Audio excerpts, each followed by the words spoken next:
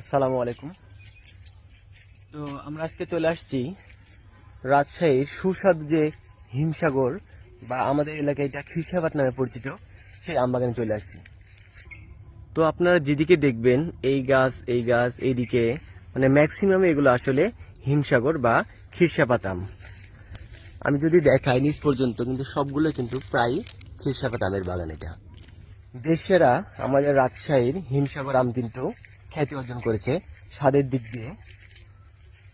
তো অনেকেই আছেন যারা রাজশাহীর খিরসাপাত আম বা হিমসাগর আমটি খুবই পছন্দ করেন এবং আমের যখন মৌসুম আসে সেই সময় কিন্তু তারা এই আমটি বেশি খেয়ে থাকেন দেশ দেশান্তর থেকে।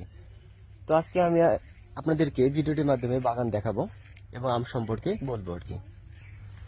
আপনারা দেখেন যে ছোট্ট একটি আম গাছ, যদিও বেশি বড় না, কিন্তু আমের দিক দিয়ে গত বছরের তুলনায় এবছর প্রচুর পরিমাণে আম রয়েছে। আপনারা দেখতে পাচ্ছেন মাটিতে কিন্তু প্রায় লেগে লেগে অবস্থায় আছে। তো আমরা যদি খেয়াল করে দিকেও দেখি অসংখ্য আম ধরে আছে।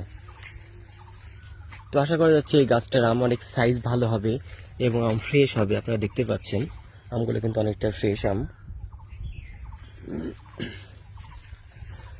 তো গত বছর কিন্তু আম অনেক কম ছিল, এবছর প্রতিটা বাগানের রাজশাহীর অনেক আম বেশি রয়েছে। তো আমাদের যারা অনলাইন কাস্টমার রয়েছে, যারা